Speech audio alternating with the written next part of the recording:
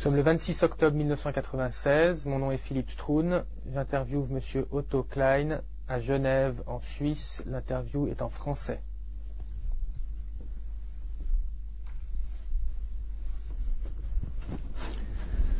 Je vais vous demander d'abord de vous présenter en donnant votre nom, prénom, date et lieu de naissance et votre âge.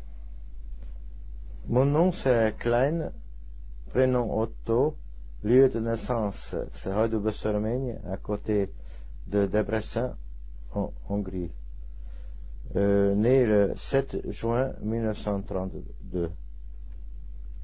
Est-ce que vous pouvez épeler le nom de votre ville, s'il vous plaît? Alors, ça c'est H-A-J-D-U-B-E-O avec 2 points, S-Z-O 2 points, R-M et aigu, N-Y.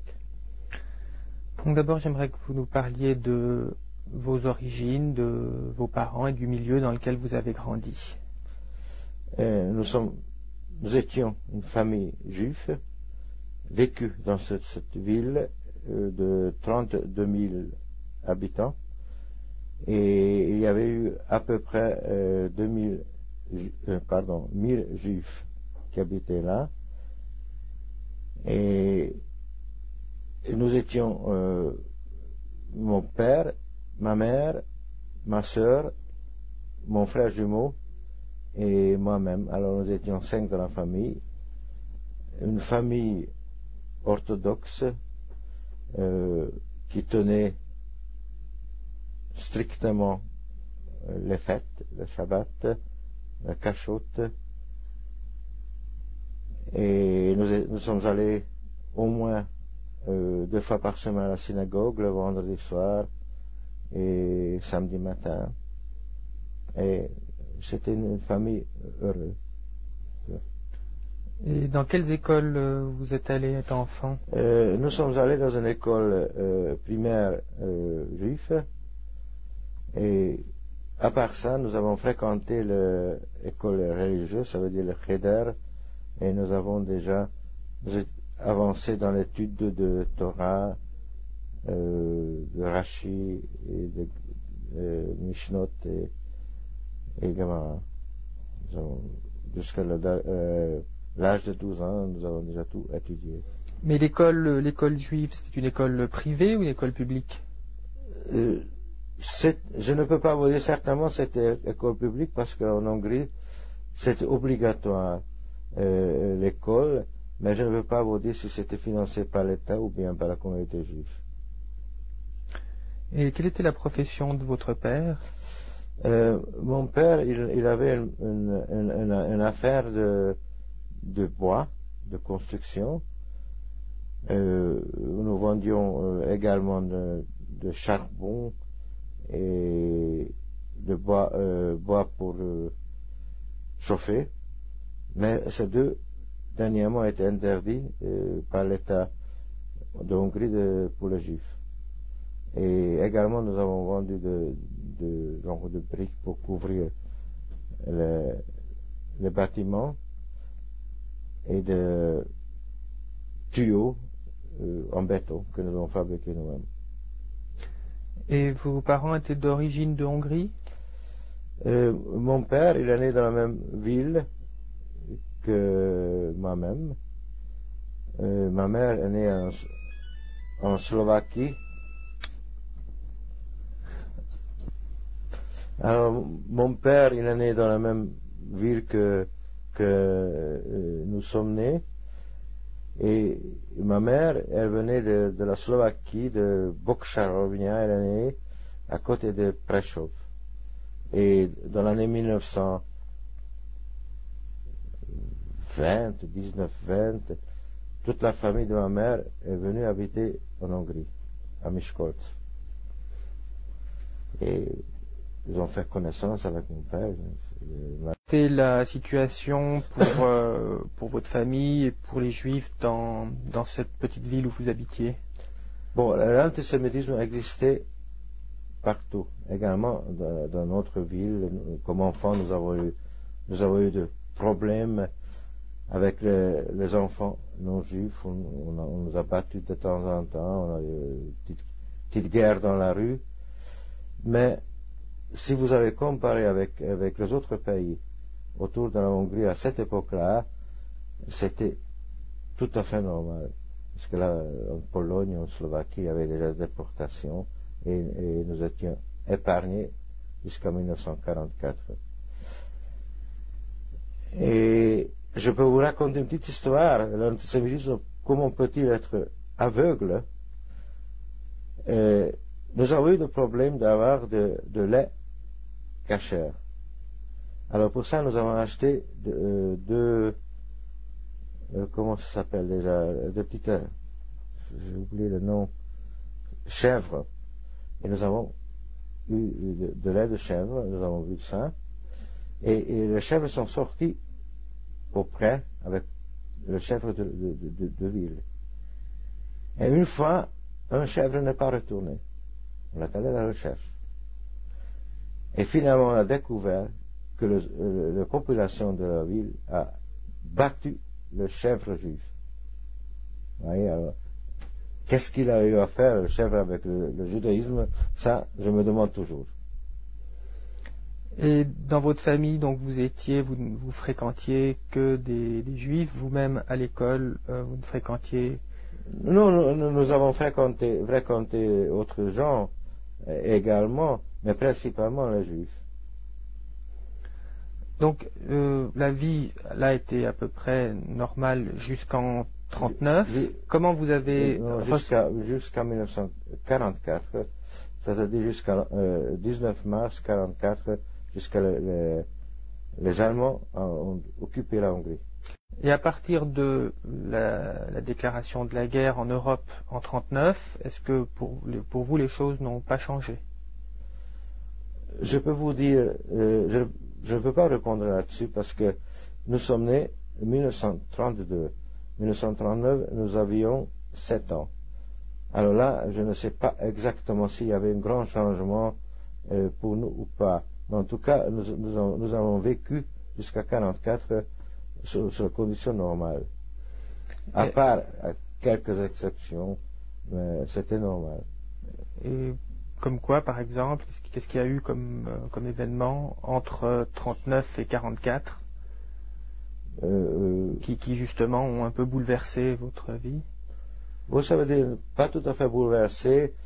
Par exemple, il y avait beaucoup d'hommes juifs qui sont quittés la ville, ils étaient travaux forcés, ils sont allés en Ukraine et beaucoup qui ne sont pas revenus. En tout cas, on a senti l'atmosphère de la guerre. Et on attendait toujours la fin. On écoutait toujours la radio Londres et la radio Moscou. Quelle est la nouvelle? Comment les Alliés avancent? On était occupés. On n'était pas assuré que le sort des autres juifs de notre pays, ça ne nous arrive pas. Nous avons toujours espéré. Et pendant toute cette période, votre père a pu continuer à travailler, à garder son entreprise? Oui, c'est-à-dire, à part quelques articles qui étaient réservés aux non-juifs, il pouvait faire ses affaires. Donc, à partir de 1944, l'Allemagne envahit la Hongrie. Le 19 mars 1944, les Allemands entraient en Hongrie. Et à ce moment-là, tout a changé. Ça a commencé d'abord l'étoile jaune. Et d'abord, c'était tout à fait autre chose. Car mon père était une personnalité juive considérée de notre environ. Et sitôt que les Allemands arrivaient, 2-3 jours plus tard, il était immédiatement arrêté. Les Allemands, nous sommes restés avec ma mère, ma soeur et mon frère, et encore une tante qui habitait à côté de nous, ça veut dire une sœur de mon père. Et comme je dis, ça commençait d'abord l'étoile jaune. Après, nous étions obligés d'entrer dans le ghetto, dans la même ville, où nous sommes restés, je ne sais pas, 10 jours ou 3 semaines, je ne sais pas exactement. Et depuis là-bas, nous étions transportés à Debrecen, ça faisait 20 kilomètres, et nous sommes entrés dans une fabrique de briques, et nous sommes restés à peu près 3, 4 ou 5 jours. Et depuis là-bas, on nous a déportés vers Birkenau, Auschwitz. Alors comment ça s'est passé déjà le moment où vous êtes allé dans le ghetto? Vous avez dû déménager?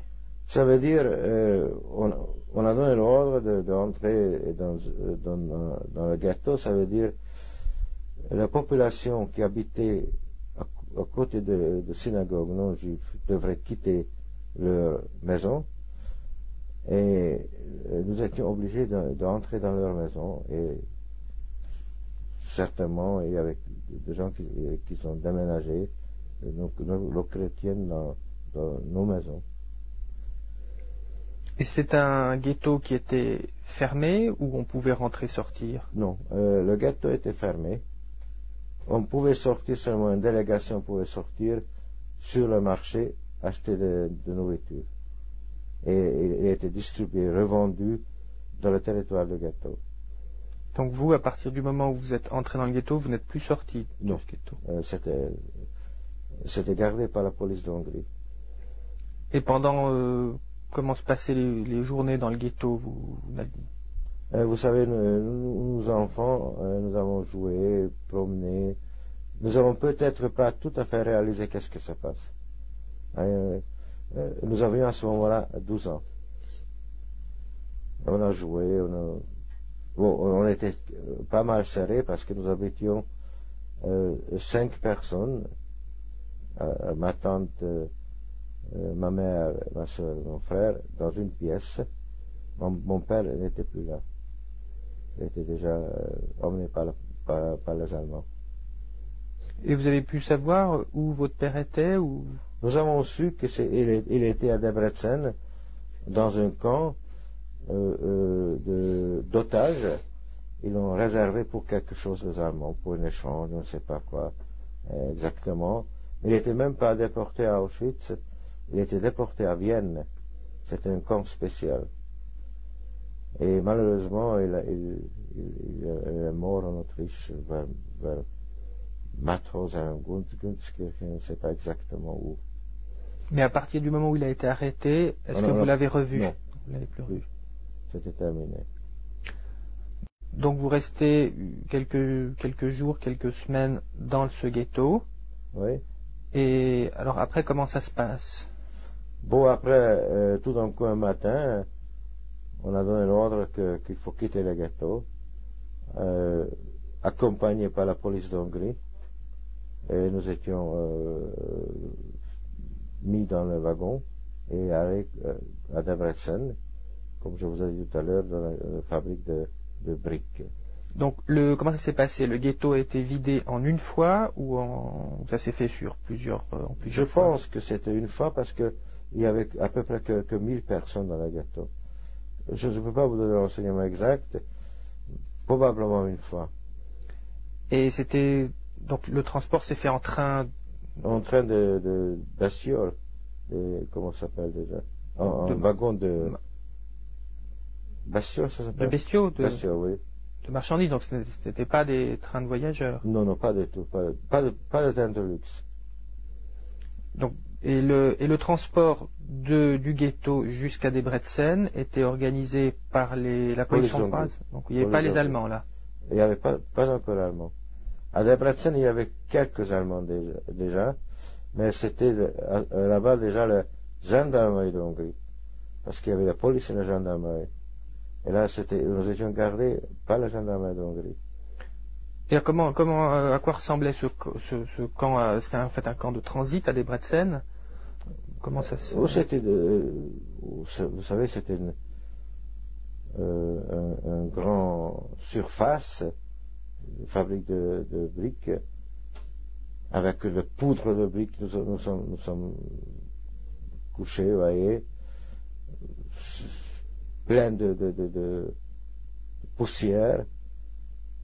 Nous étions là, il y avait même une cuisine qui était faite par le détenu.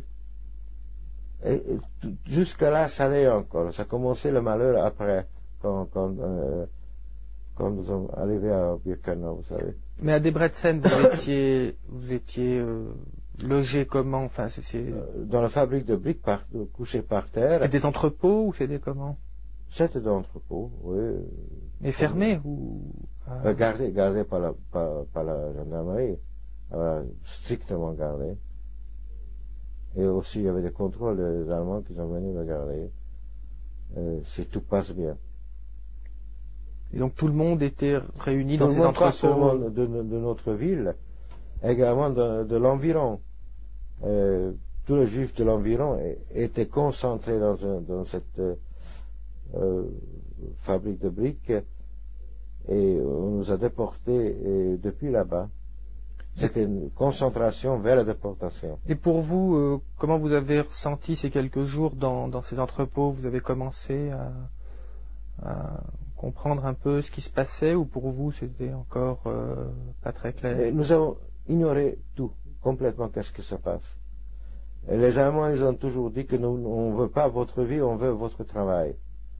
Alors là, tout le monde a cru. Et voilà, tout le monde a espéré que la guerre va se terminer et nous serions libérés.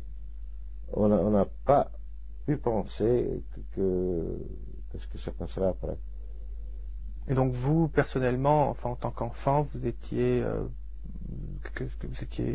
dans quelle disposition là-bas? Les enfants, on ne réfléchit pas tellement. Et si j'avais probablement à cette époque-là 16, 17 ou 18 ans, à ce moment-là, on commence à penser différemment. Qu'est-ce que ça va être? Nous avons eu de confiance en notre mère, et nous avons pensé qu'elle sait qu'est-ce que ça passe.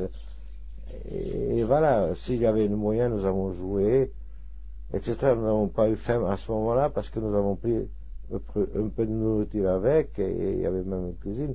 C'est à part la situation de poussière, etc., nous, enfants, nous n'avons pas souffert. Certainement, les adultes, ils n'ont pas pris les choses comme nous avons pris. Et c'est donc à partir de Debrecen que vous avez été déporté. Alors, comment s'est passé le transfert? Alors, il y avait toujours des wagons de bestioles.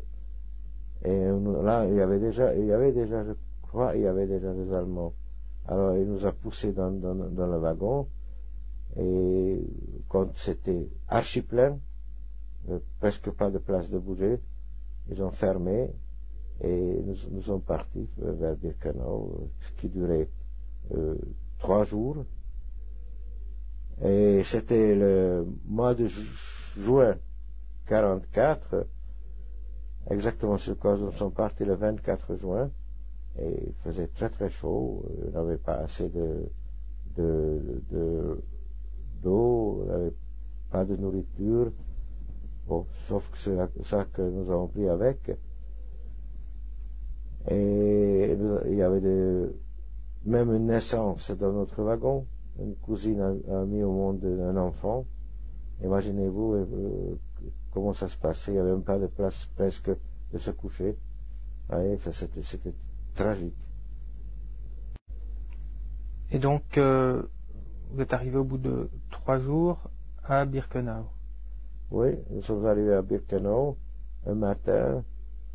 Et les Häftlinge, les prisonniers, ils ont ouvert la porte, tout le monde sortir en vitesse, et un prisonnier d'origine juive polonaise que je rencontrais plus tard dans le camp nous a regardé, mon frère et moi, a demandé est-ce que demandé ma mère, est-ce que ces deux garçons sont de jumeaux? Ma mère a répondu oui. Alors il a dit, attendez au moment-là, ne bougez pas, je reviens. Alors quelques minutes, je sais pas, quelques secondes, plus tard il revenait. Alors, il est allé entre-temps vers Mengele, et en revenant, il nous a dit que suivez-moi. Le prisonnier. Et nous a présenté à Dr Mengele, et il nous a accepté, si vous voulez ce mot, dans son bloc d'expérience médicale de jumeaux. Et immédiatement, nous étions transportés là-bas. Donc, dès la descente du train, vous avez tout de suite été sélectionné.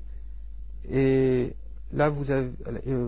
qu'est-ce qui s'est passé avec votre mère, votre sœur? Alors, une côté, il y avait des femmes qui ont fait la queue pour passer devant Dr Mengele. L'autre côté, c'était les hommes, et Dr Mengele, nous étions mis devant la queue d'hommes, et Dr Mengele a d'abord sélectionné les dames. Nous avons vu tout le monde de quel côté il est allé. Alors nous avons vu que notre mère et notre tante étaient envahies d'un côté. Nous n'avons pas encore su qu'est-ce que ça veut dire. Et nous avons vu également que ma soeur était envahie de l'autre côté. Alors, sitôt qu'il a fait la sélection de deux côtés, avec l'accompagnement de Nesses, il nous a emmenés dans le bloc, dans le camp F, Krankenbau, il y a le bloc numéro 15. Et nous sommes restés là-bas avec les autres jumeaux qui étaient déjà là. Donc en fait, d'abord il a fait toute la sélection du convoi, et c'est ensuite qu'il vous a emmené vous. Oui. Et avec vous, il y avait votre frère? Et nous deux seulement. Il y avait seulement vous deux? Nous deux, avec un accompagnement de Nesses. Et donc à ce moment-là, quand vous êtes descendu du train, vous saviez qui c'était cette personne? Dr Mengele? Oui. Non. Nous avons appris seulement plus tard. Nous n'avons aucune idée qui c'est. Et comment il était, comment il vous est apparu à ce moment-là, à vous? Il n'y a aucun souvenir spécial de Dr Mengele de ce moment-là. Et quand nous sommes arrivés dans le camp F, où il y avait déjà des jumeaux, il y avait une certaine Monsieur Spiegel, qui était le chef des jumeaux. Il nous a dit, est-ce que vous avez des choses que vous voulez garder dans vos poches? On a dit oui. Alors nous avons eu une petite Torah et des photos d'amateurs de ma soeur qu'elle nous a donné dans le wagon parce qu'elle n'avait pas de poche. Alors on lui avait donné. Et nous avons pris un bain, des désinfection, et il nous a tout rendu. Et avec ces photos est arrivé des choses intéressantes. Une fois, nous étions, mon frère et moi, chez Dr Mengele, pour examen. Il nous a examiné lui-même. Il fallait se déshabiller. Et la photo tombait par terre. Vous savez, dans un camp de concentration, comme on pouvait avoir des photos. Alors il a dit, qu'est-ce que c'est ça, des photos? Est-ce que je peux regarder? Vous savez, il était poli, il pouvait vous tuer, mais il était poli. Il a regardé les photos, il a pris une photo de ma mère, de mon père, et il y avait une photo, un enseignant hébraïque avec la barbe au milieu et nous deux à côté. Elle a demandé qu'est-ce que vous avez appris de christianisme? Et mon frère, c'est pas avec une réaction rapide, il a dit, vous savez, nous avons appris le judaïsme, pas le christianisme.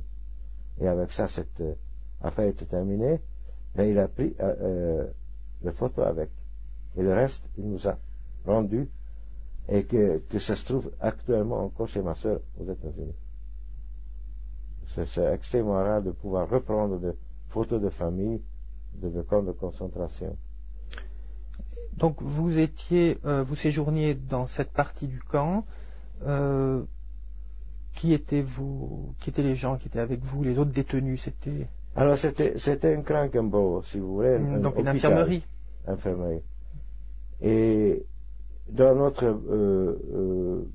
bloc, il y avait des maladies de peau, à part nous. C'est un coin qui était réservé pour nous. Nous étions environ 100, autour de 100 personnes. Il y avait des jumeaux, il y avait des Lilliput avec nous, et le reste était pour maladie de peau. Et il y avait aussi des Mongols, ça veut dire du pays de Mongols, c'est pas de malades mongols. Et Dr. Mengele a fait également une certaine expérience médicale, mais nous n'avons pas eu de contact avec ces gens-là parce que on ne pouvait pas parler notre langue. 26 octobre 1996, Monsieur Otto Klein, interviewé par Philippe Stroun à Genève, Suisse, en français, cassette numéro 2.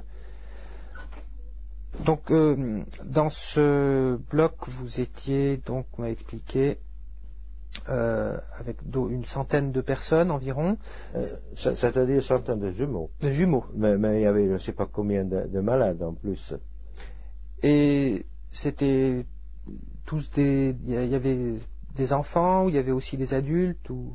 Non, entre les jumeaux, il y avait majorité étaient des enfants. Il y avait quelques adultes, mais la majorité étaient des enfants. Oui. Et vous habitiez, vous étiez logé comment Sur le pitch, je ne sais pas comment on dit en français, peut-être 3 étages, et nous étions à peu près 6 ou 7 sur un étage.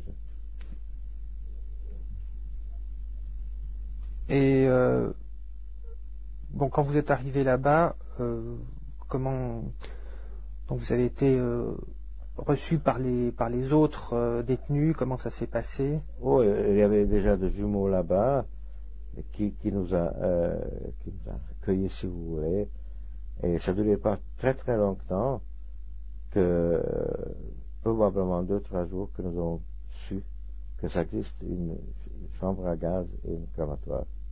Ça, les autres jumeaux savaient déjà. Et nous étions appelés par divers médecins pour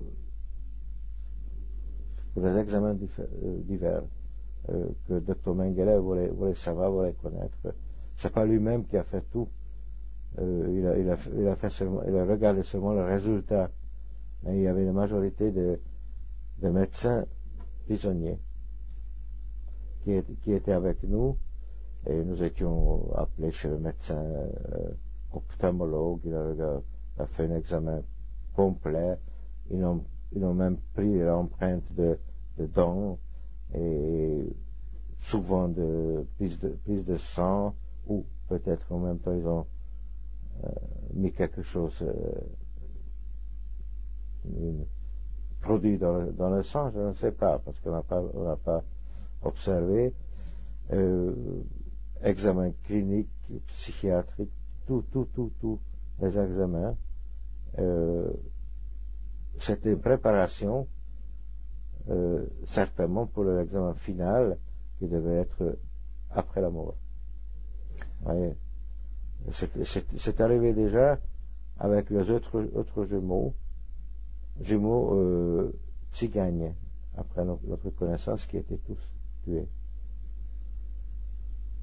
Et Dr. Mengele nous a convoqués plusieurs fois lui-même, il nous a examinés aussi, cliniquement seulement. Il a tout mesuré, même le petit doigt, tout était mesuré, etc. Je ne me souviens pas exactement, mais il nous a pas, lui-même, il nous a pas pris de sang, et je suppose qu'en même temps, il n'a pas pouvait pas donner des produits dans le sang. Et quel était son attitude avec vous, Mengele? Je vous raconte une histoire, si vous voulez, peut-être que ça signifiant. Nous avons pensé que nous sommes sous la protection du docteur Mengele, car il avait eu besoin de nous pour les examens. Et un de camp qui voulait faire du mal, je ne sais pas, une SS ou un prisonnier, un capot, nous avons dit, faites attention, nous allons dire à Dr Mengele. Et avec nous, il n'a pas fait, si vous voulez, des choses. En général, lui n'a pas fait de massacres lui-même. Il a laissé faire aux autres. Il a joué le gentleman. Et voilà. De ce point de vue, on ne peut pas se plaindre, si vous voulez ce mot-là, contre le comportement du Dr Mengele vis-à-vis de nous. Et nous avons su que ça va durer quelques mois et nous serions tués comme les autres jumeaux. Ça, nous avons su. Et les autres jumeaux qui étaient tués, est-ce qu'ils étaient tués par qui? Ça, je ne peux pas vous dire, parce que nous n'étions pas présents, on ne les a pas connus. C'était avant nous. Mais c'était tué par Dr Mengele. Je suppose, j'ai aucune preuve, par une injection dans le cœur. Et quelle était l'attitude des médecins prisonniers avec vous? Non, vous savez, ils étaient également les prisonniers. Ils attendaient aussi la fin de la guerre. Et je crois qu'ils étaient corrects. C'était correct. Mais ils ont essayé un peu de vous expliquer ce qui se passait? Non. On nous a appelés pour faire ça. Nous sommes allés et il nous a fait. Et quelle était la fréquence des examens? C'était plusieurs fois par semaine, par jour? Comment ça se passait? Assez fréquent, assez souvent. Peut-être, il y avait des jours où il y avait 3 ou 4 examens, il y avait peut-être 4-5 jours qu'il n'y avait rien. Assez fréquent, et toutes les spécialités. Et même avec nous dans notre camp, il y avait un fameux, mondialement connu professeur de la Tchécoslovaquie, professeur Epstein. Il était également prisonnier et lui il était un des chefs qui était nommé par Dr Mengele. Il était tellement malheureux de devoir le faire, mais il était quand même là. Il était libéré et après il est retourné en Tchécoslovaquie. C'était un médecin très très connu. Et vous vous rappelez d'autres noms de médecins qui étaient là? Oui, il y avait Dr Stein, ophtalmologue de Paris. Et finalement, d'origine, il était de Hongrie. Il était un interprète pour nous, parce que certainement il a très bien parlé l'allemand aussi. Et s'est découvert que nous sommes en relation familiale. Et il nous a pas mal aidé après, mon frère et moi. Ça veut dire, il a un cousin de moi a marié sa sœur. Par hasard, en parlant. Il y avait une Polonais, docteur Zentele, qui était là. Et je ne crois pas que je ne me souviens pas des autres noms. Et quand vous étiez examiné, c'était toujours avec votre frère ou des fois séparément? Toujours ensemble. Et vous étiez des vrais jumeaux? Des vrais jumeaux, oui. Est-ce que vous avez constaté une différence de traitement entre les vrais jumeaux et les faux jumeaux, ou c'était pareil? Déjà, je ne peux pas vous répondre à cette question.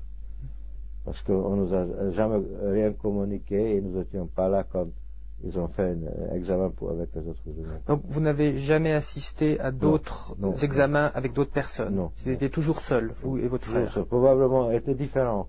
Ça, je ne peux pas vous répondre. Je suppose. Vous savez, avec nous, il y avait que de garçons. Les filles, elles étaient séparées. On ne les a même pas vues.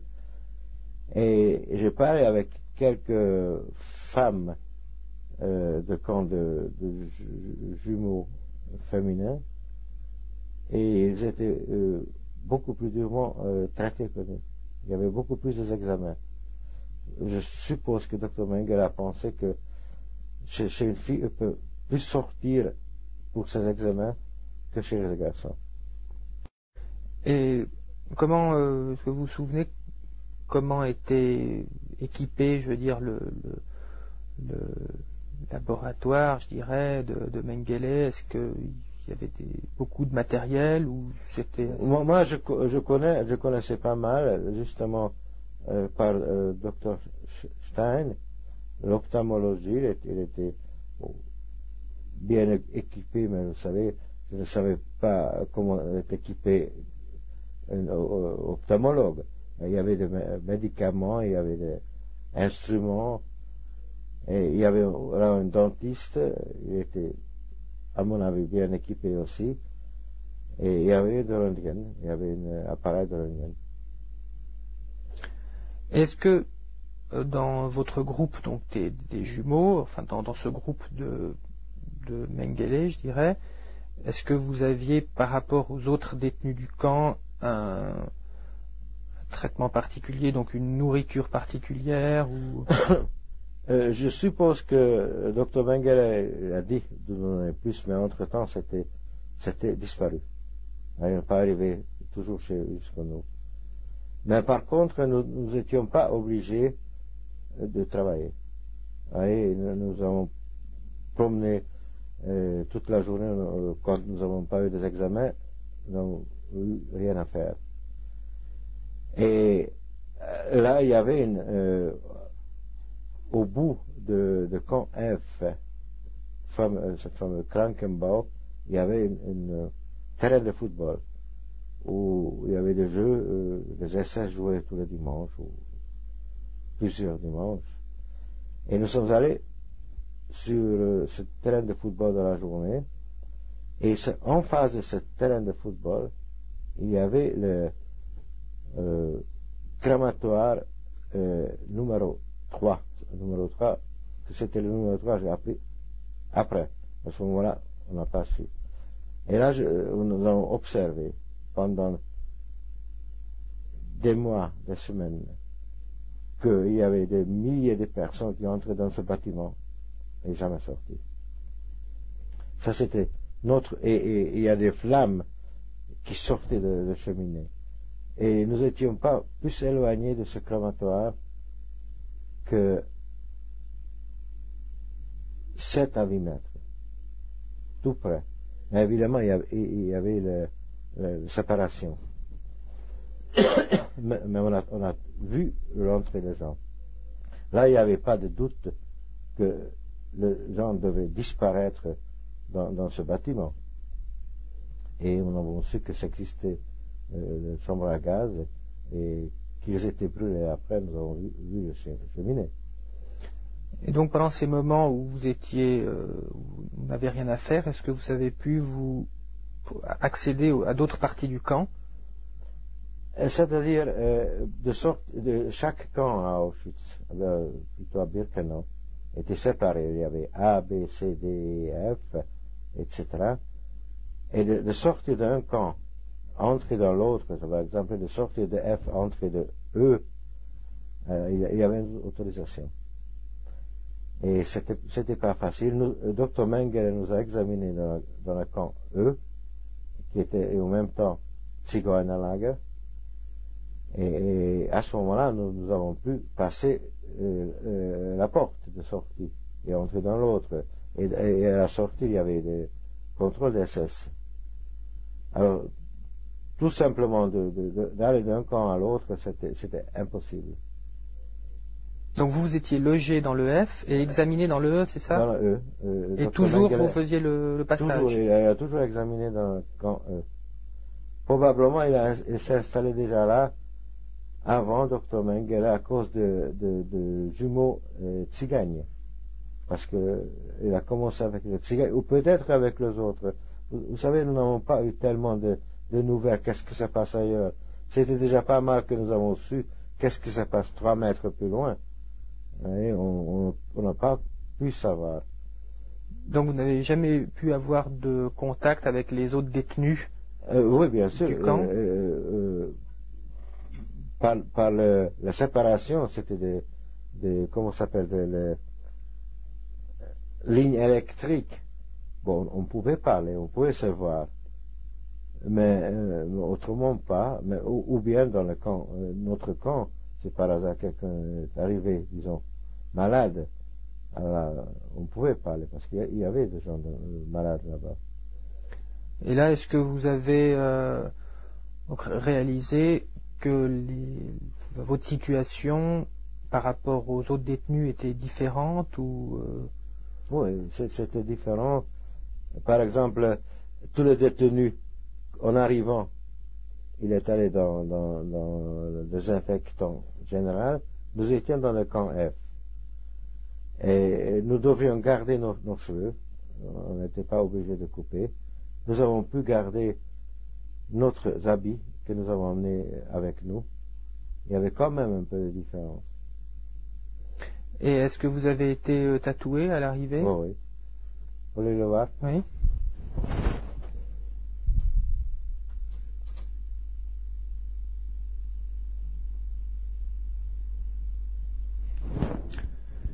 Et donc ça s'est passé tout de suite à votre arrivée, là, le tatouage? Peut-être quelques jours après. Quelques jours. Je ne peux pas vous dire exactement.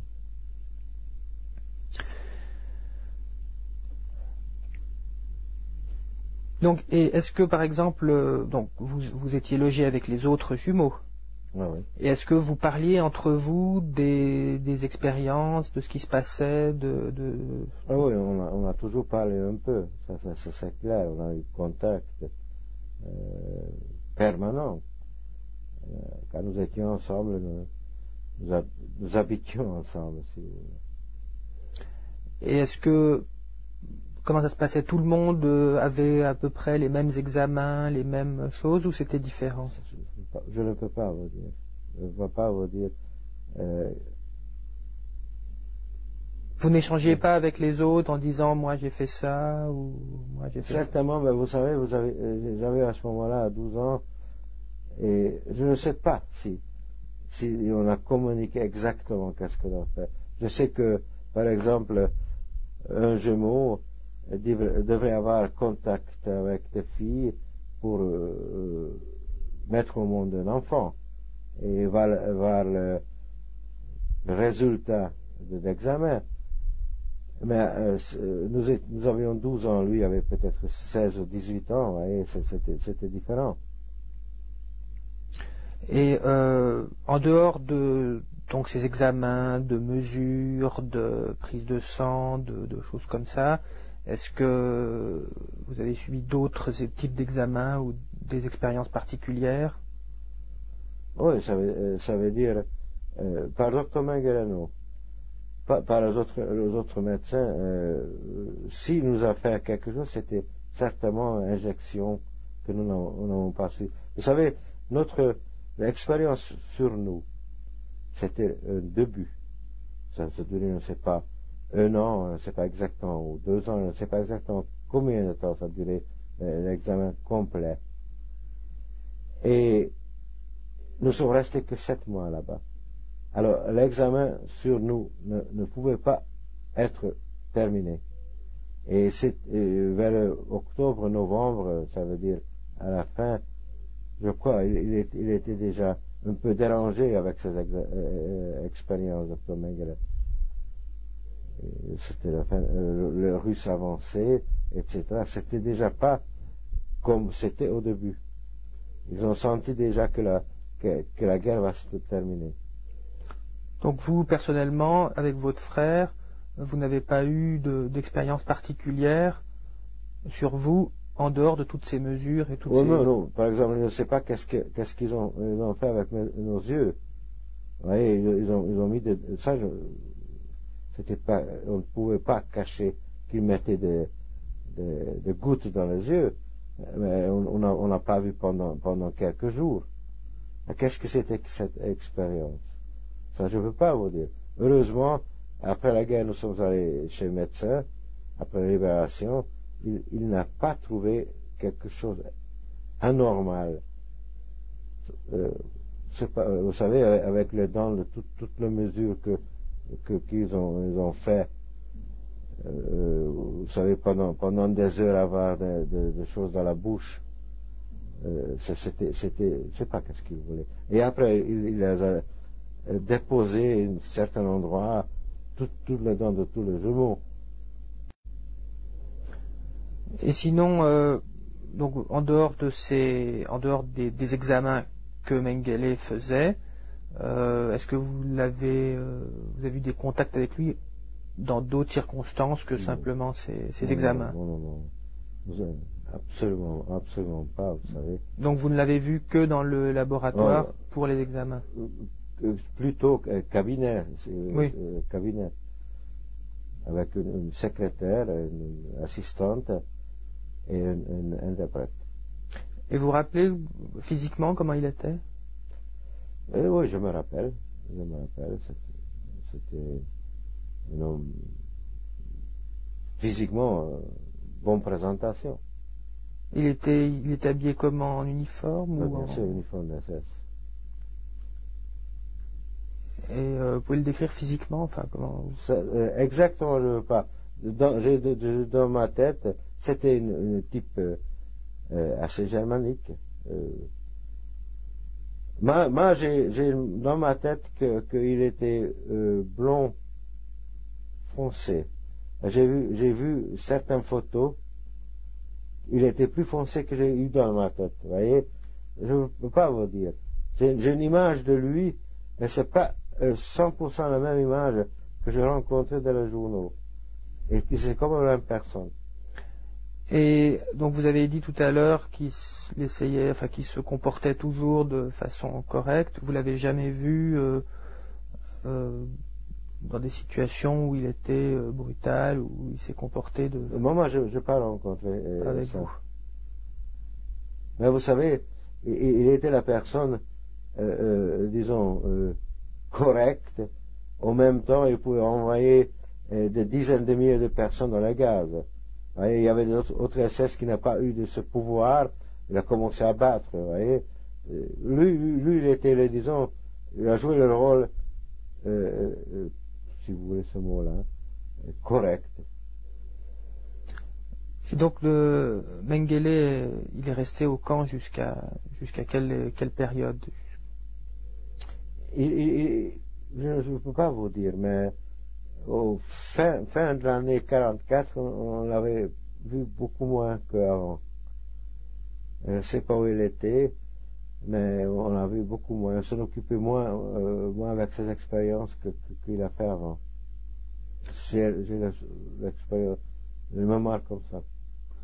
Et pendant toute cette période, vers la fin, vos conditions de détention ont changé ou jusqu'à la fin c'était... Non, c'était la même. C'était la même chose. C'était la même chose.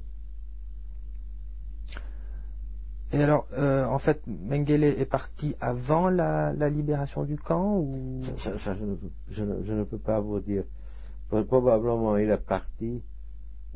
Après, il est revenu parce qu'il est parti souvent. Il paraît à Berlin, dans l'institut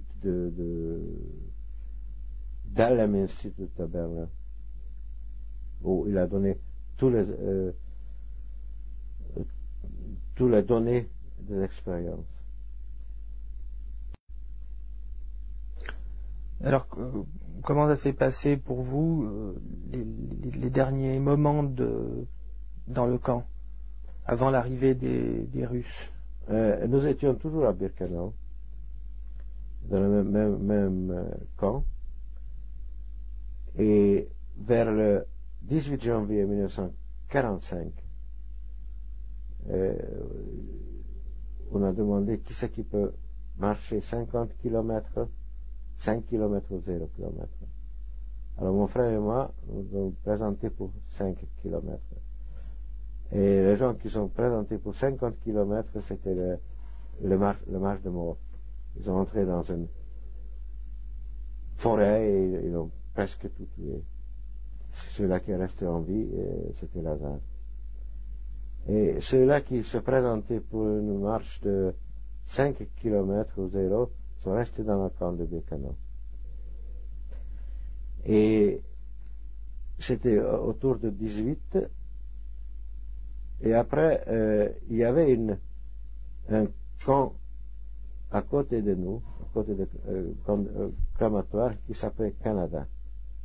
Je ne sais pas si vous connaissez, où il y avait tous les habits. Alors, nous pouvions encore un peu marcher, parce que le reste était pratiquement inapte de marche. Nous avons dû encore mettre au wagon des sacs remplis de divers habillements ou je ne sais pas quoi, qu'ils ont pris de déporter en arrivant. Ou bien des gens qui étaient tout de suite tués, ou bien qu'ils ont laissé là-bas travailler, ils ont quand même pris tout. Et nous avons pris de Canada dans le wagon toute la journée. C'est ça que nous avons fait pendant 3 jours. Et après, les SS sont disparus de Birkenau. Ils sont revenus le 24 janvier à Birkenau. C'était pas le même, c'était les groupes de l'armée. Alors, ils ont dit d'abord, allez, Russen antreten. Il y avait déjà des prisonniers russes. Il les a pris, ils ont fusillé.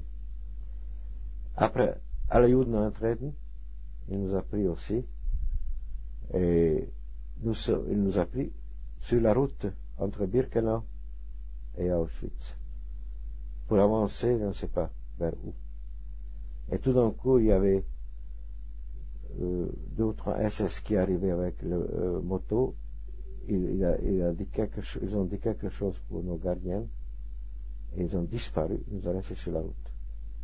Et c'était la dernière fois que j'ai vu une SS. Vous étiez combien dans ce groupe? Oh, je ne veux pas vous dire quelques centaines. Et quand nous étions plus proches de camp d'Auschwitz, parce que ça fait, je sais pas, 2-3 kilomètres, nous sommes entrés dans le camp d'Auschwitz.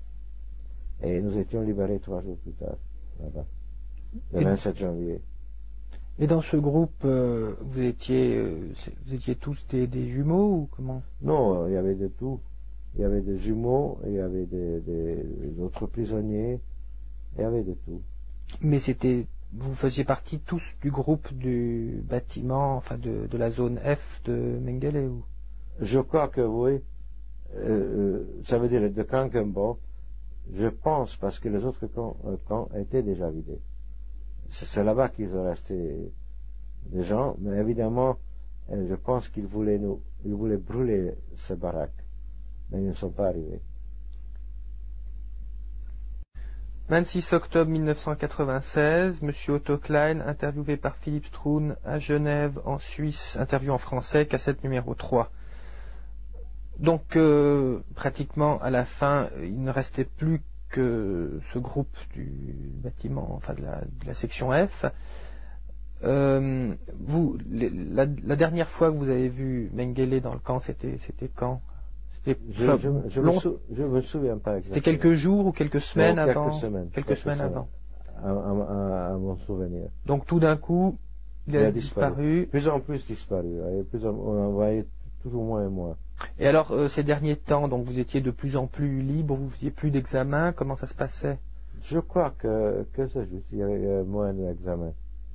Mais là, je ne peux pas vous donner une réponse définitive. Et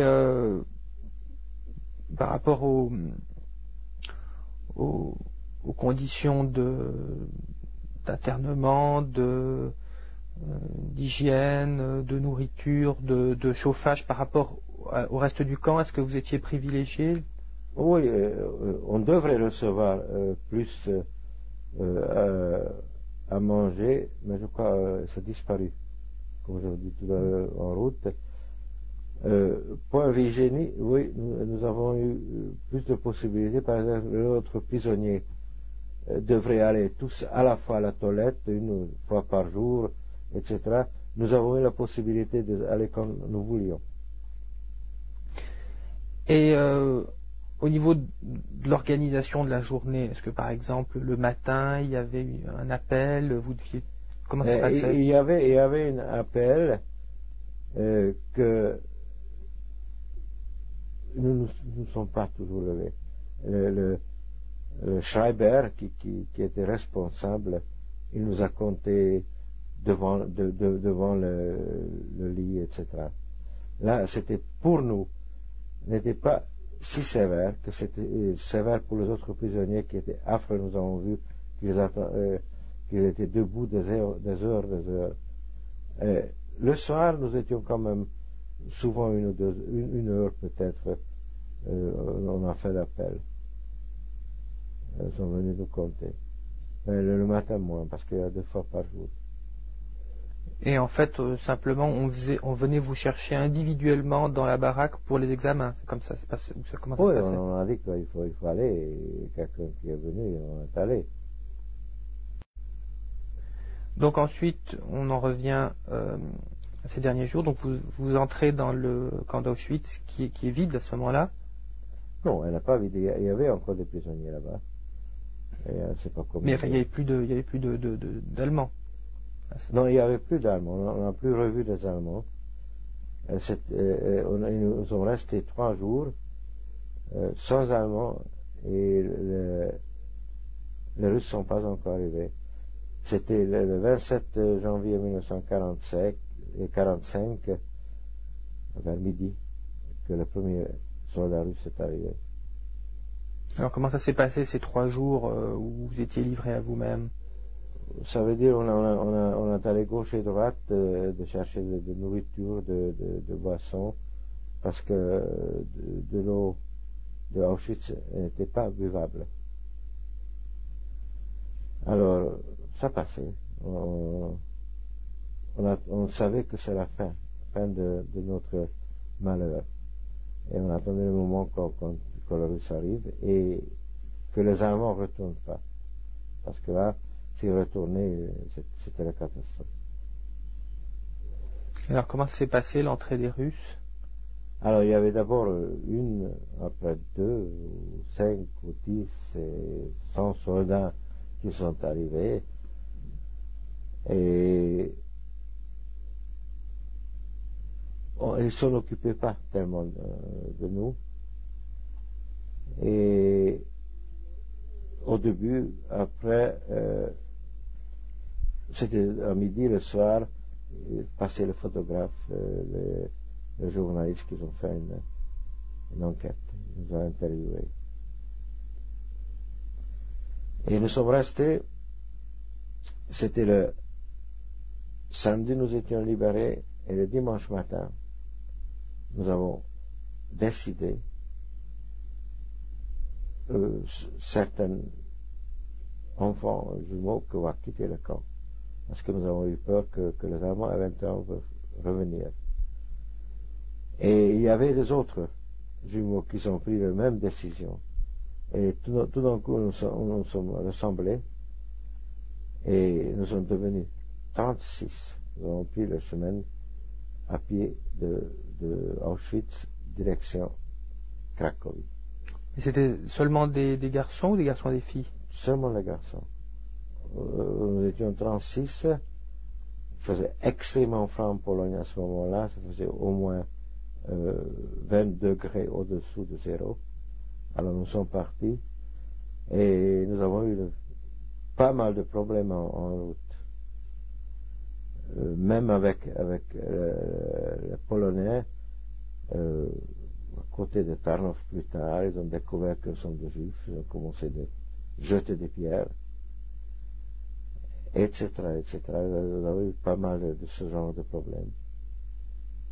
Et ça durait ce voyage 6 semaines. Et vous voyagez à pied ou nous avons voyagé à pied dans le camion de l'armée russe et de temps en temps le train ouvert.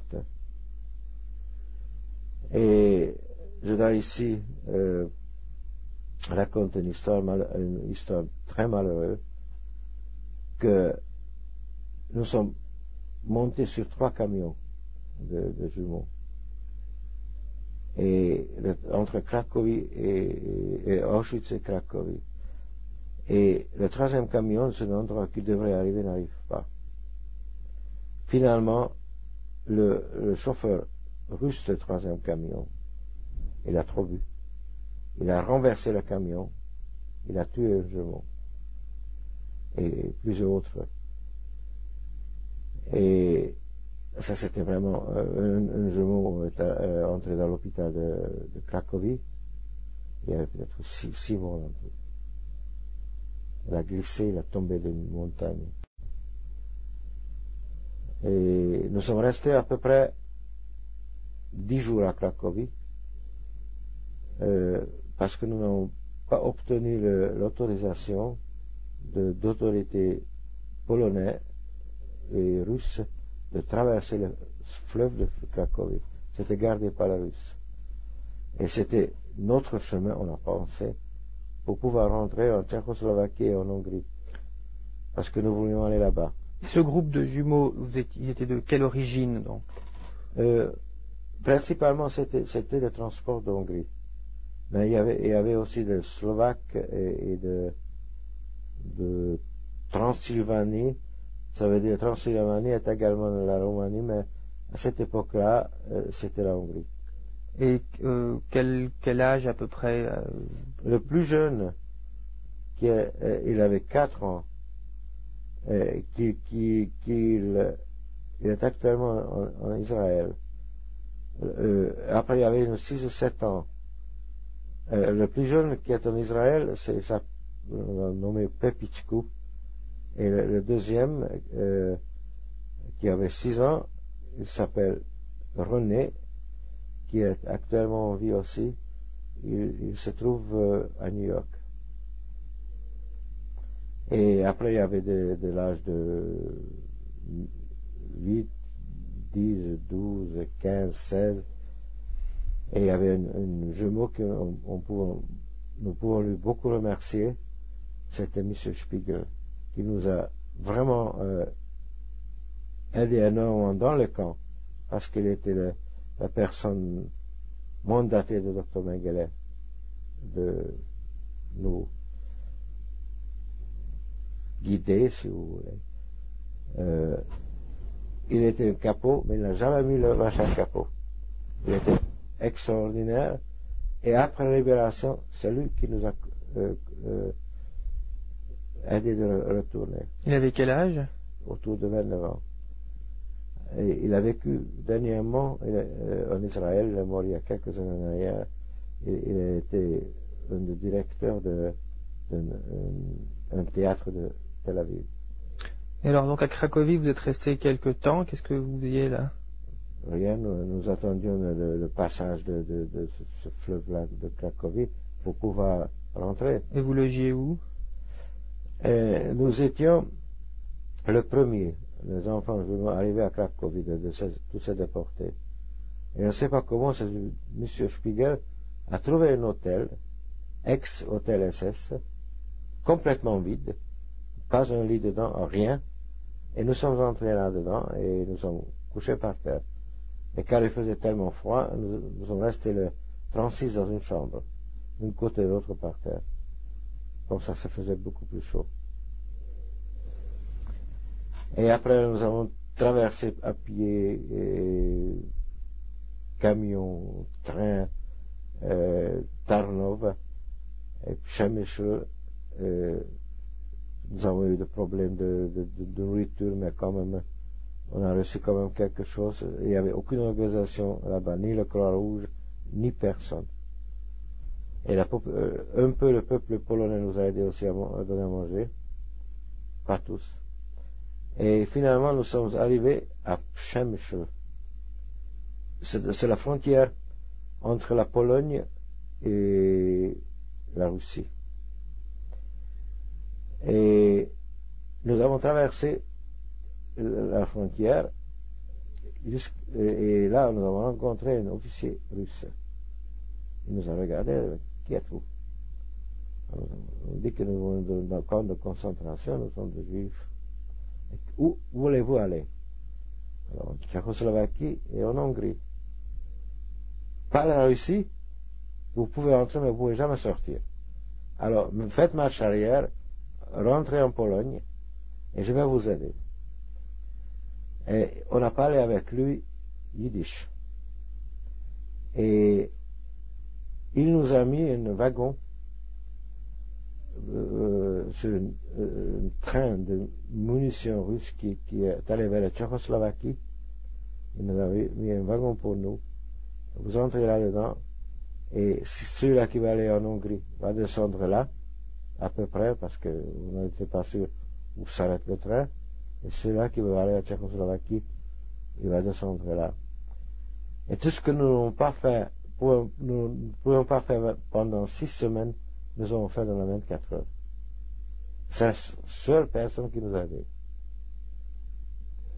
Donc là, vous êtes arrivé en Hongrie avec ce train. Avec ce train, nous avons descendu en Tchécoslovaquie encore. Et là, nous avons su que c'est la frontière là. Mais là, j'étais déjà très malade. J'avais mal au dos, très très malade, et j'avais la fièvre.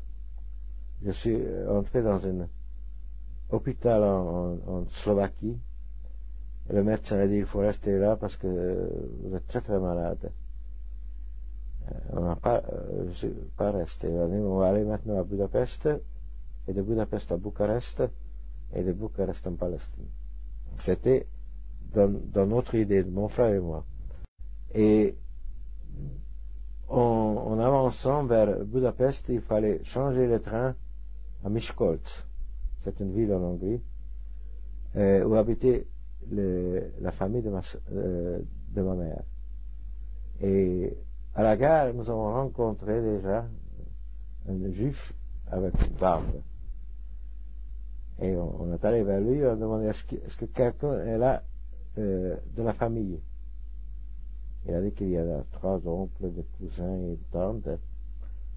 Alors on a décidé avec mon frère d'entrer dans la ville et de le saluer et revenir et aller à Budapest, à Bucarest.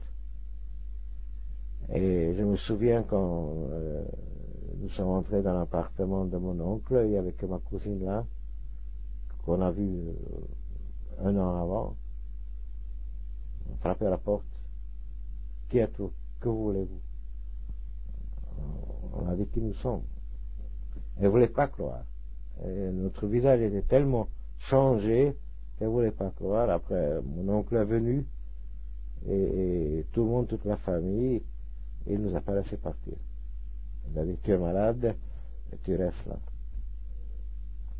Et c'est ça que est terminé l'histoire de notre voyage après la libération. Donc vous êtes resté à Miskolc. Resté à Miskolc, nous étions accueillis par les frères et leur famille de ma mère. Et j'avais la tuberculose, et depuis ce moment-là, jusqu'à 1953, j'étais malade. Ça fait à peu près 8 ans.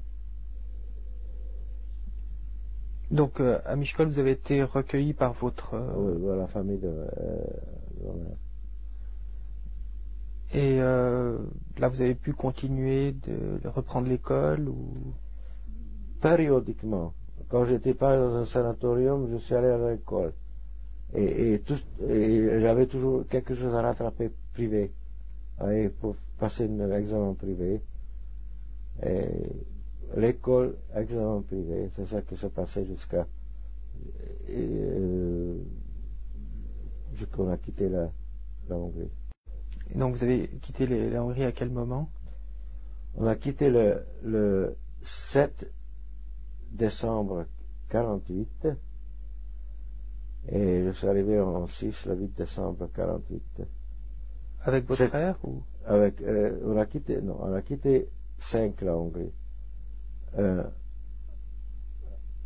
oncle, sa femme, ma sœur, mon frère et moi. Car moi j'étais malade. Ma famille d'Amérique a déjà organisé un séjour à Davos, à l'Etania, je ne sais pas si vous connaissez. C'est un sanatorium juif. Et il y avait une certaine monsieur Rothschild qui était famille par mariage, m'attendait à la frontière de Bux, qui m'accompagnait à Davos. Et mon oncle, sa femme et ma soeur et mon frère, ils sont allés à Paris attendre le visa de migration des États-Unis. Voilà, c'était la séparation, on peut dire, définitivement, ma famille et moi, parce que je suis resté depuis ce moment-là tout seul en Suisse. Alors, votre sœur, comment ça s'est passé pour elle? Donc vous l'aviez quittée à l'arrivée à Auschwitz. Et comment vous l'avez retrouvée après? Qu'est-ce que s'est passé avec elle? Je ne sais pas, parce qu'elle ne veut pas parler. Peut-être maintenant elle commence un petit peu à parler, mais pendant 50 ans, je ne sais pas combien de temps, on n'a pas sorti un mot d'elle. Et actuellement, elle est très malade. Elle passe au Texas, USA. Elle a beaucoup de problèmes avec les reins, etc. Elle est sous dialyse. Mon frère, il était aussi sous dialyse, mais malheureusement, il est mort il y a 10 ans, à Dallas. Mais quand vous êtes arrivé à Mishkolt, est-ce que votre sœur était déjà rentrée? Non, non. Mon frère et moi, nous étions le premier déportés qui sont arrivés à Mishkolt. Malheureusement, c'est nous qui a dit aux gens que ça existe la chambre à gaz et le crématoire. À ce moment-là, les gens commençaient déjà à croire. Parce qu'avant, le juif de Hongrie, il ne croyait pas pendant ou avant la déportation. Malgré tout qu'il y avait quand même des témoins qui sont arrivés là-bas, qui ont dit, vous voulez croire personne. Moi, je n'avais aucune idée parce que j'étais enfant, on m'a rien dit. Mais les adultes, je parle maintenant des adultes. Et mon frère et moi, nous étions les premiers. Et tous les juifs qui sont déjà rentrés, pas de camps de concentration, des travaux forcés en Hongrie, etc. Parce que le Mishkolt s'était déjà libéré, sauf erreur, au mois d'octobre, quelques mois avant. Et Budapest était déjà libéré janvier. Alors les gens sont déjà retournés. Alors là, vraiment, tous passaient de nous voir et demandaient est-ce que c'est vrai. Ça veut dire est-ce que c'est vrai? Nous avons raconté que c'est vrai. Et votre sœur, elle est rentrée quand? Ma sœur, elle est rentrée au mois d'août 45. Elle a entendu de quelqu'un que nous sommes en Hongrie vivants. Alors à ce moment-là, elle a décidé de rentrer. Autrement, elle serait en Allemagne ou je ne sais pas ailleurs, en Palestine, en Israël. Mais qu'elle est rentrée en Hongrie, c'est à cause de nous, parce qu'elle a entendu que nous sommes vivants là-bas. Et donc, votre oncle, chez qui vous habitiez à Mishkolt, eux, ils n'avaient pas été déportés? Mon oncle, à Mishkolt, il était sous la protection de consul suisse, Lutz. Je ne sais pas si vous avez entendu, c'était la Suisse, il avait une protection. Certains juifs à Budapest, il y avait des Schutzpass. Alors là, celui-là qui a possédé ce passeport, il n'était pas persécuté. C'était à Budapest. Il était survécu là. Sa femme, ma tante, elle était avec le faux papier à Budapest. L'autre oncle, il était dans le camp forcé en Hongrie. Et 16 enfants, 3 enfants, avec de faux papiers à Budapest, et un troisième oncle, ça veut dire oncle par mariage, il était également sous la protection de consul Lutz. Il a sauvé pas mal de monde. Donc à partir de 48, vous êtes en Suisse, et alors qu'est-ce qui se passe? Donc vous allez en sanatorium à Davos. J'étais de 1948 à 53, j'étais à Davos. Dans le sanatorium, j'avais le spondylitis colonne vertébrale tuberculose et le poumon. J'ai été soigné là-bas. Et après, j'ai quitté Davos, je suis allé à Bâle. Je suis allé dans une école de commerce. Et car j'avais des problèmes de l'autorité de Bâle, elle ne voulait pas me prolonger mon séjour. Alors, vous savez, à cette époque-là, c'était pas facile d'obtenir un permis de séjour. L'autorité suisse nous a tout pris un petit peu renvoyé. Et même pour obtenir une autorisation de séjour, il fallait que je prouve toujours que je me présentais au consulat américain pour l'immigration. Alors c'était le cas. Et finalement, ça n'allait. Je ne pouvais plus continuer à Bâle. J'ai dit, je vais essayer à Genève. Et à Genève, ça allait très bien. C'était déjà 1955. Je suis allé à contrôle de l'habitant en disant je veux un séjour, je ne sais pas, de 6 semaines ou 2 mois pour apprendre la langue française. Et l'employé m'a dit, vous croyez que vous allez apprendre en 6 semaines un jour de permis de séjour? C'était la première fois. Combien de temps? Pardon, je m'excuse. Un an. C'était la première fois dans l'histoire que j'ai eu 1 an de permis de séjour en Suisse. Et depuis ce moment-là, tout a changé, tout allait très bien à partir de Genève. Et vous n'avez pas voulu rejoindre votre famille aux États-Unis? Je voulais, au début. Mais j'avais des problèmes avec le médecin américain. Et il m'a pas donné le certificat médical pour obtenir le visa d'immigration. Et ça a duré des années, il ne voulait pas me donner. Et à ce moment-là, je commençais déjà à travailler en Suisse, je commençais déjà un petit peu à être à la maison. Et malgré tout que plus tard j'ai obtenu l'immigration pour l'Amérique, je ne suis pas allé. Et donc par la suite, quelle profession vous avez? Alors au début, sans connaître la profession, avec un ami associé, nous avons ouvert une horlogerie. Et après on s'est séparés et j'ai tenu ça pendant 31 ans à Genève. Après j'ai décidé de liquider et je fais mon métier actuel, grossiste pour Peel Energizers, etc. Maglite. Et vous vous êtes marié? Oui. Donc actuellement, ça va pas. Vous êtes marié en quelle année? Oh, il y a de ça autour de environ 20 ans. Est-ce que vous voudriez ajouter quelque chose sur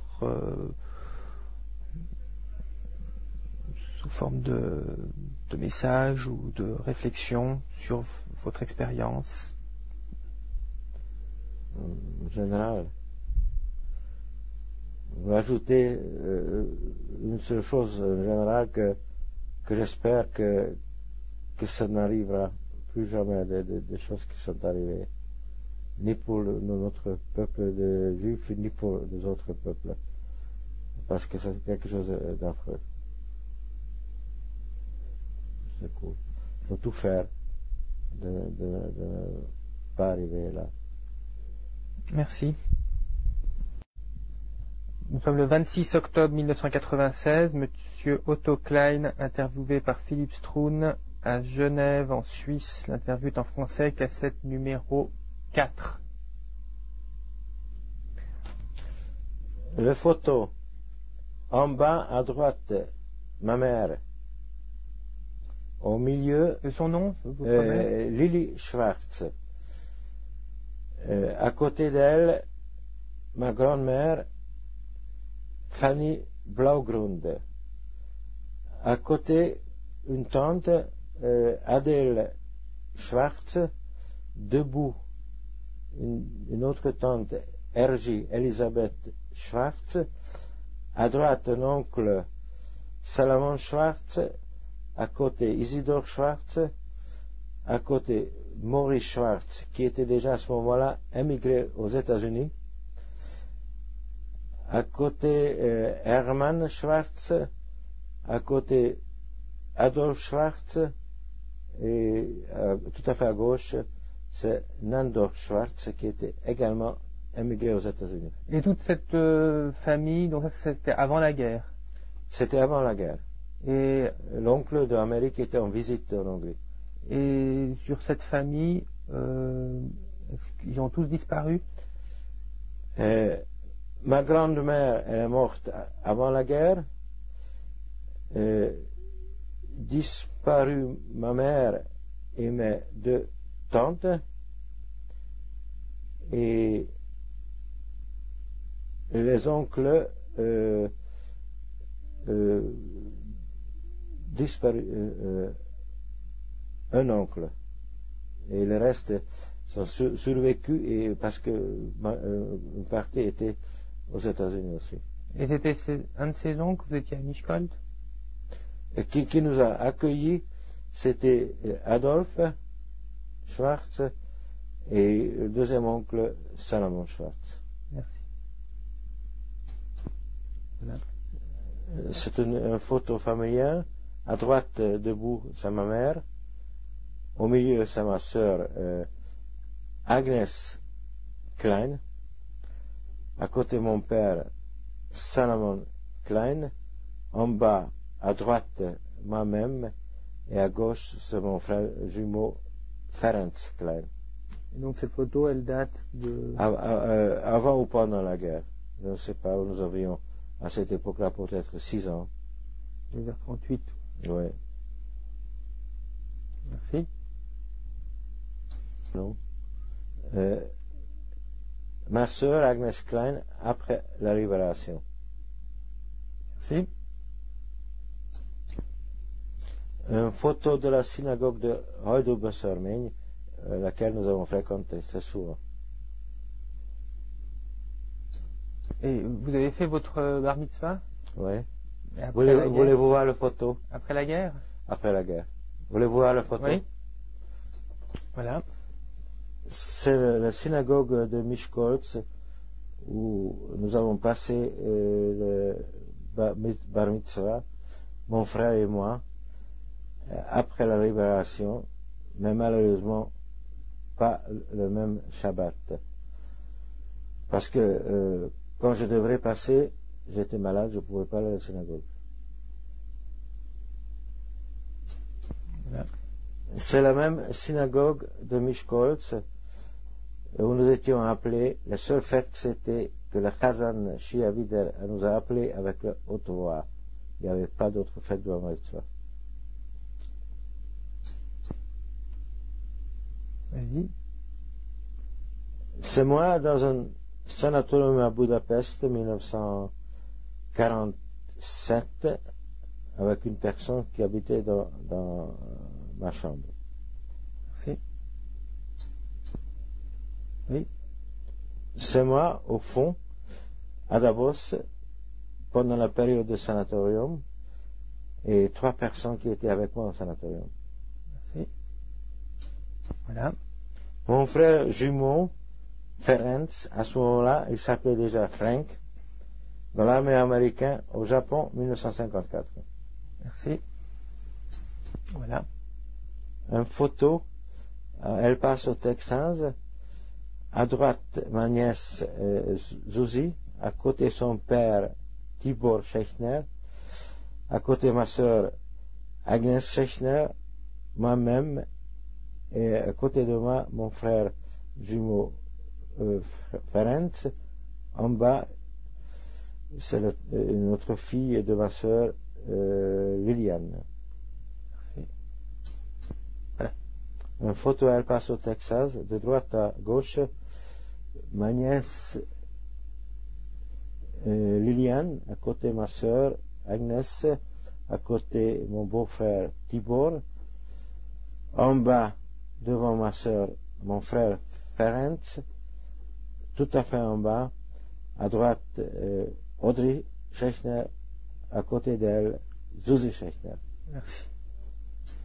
Voilà. C'est une photo à Jérusalem, le dernier photo que j'ai eu avec mon frère jumeau, parce qu'il est mort un an plus tard, c'est-à-dire la photo était faite en 1985, il est mort un an plus tard. À droite, c'est moi-même, j'ai cassé le bras. À côté de moi, c'est mon frère. Le reste, ce sont des jumeaux de Dr Mengele qui ont survécu. Nous, tout ça, nous étions, et nous sommes même encore aujourd'hui, les victimes de Dr Mengele.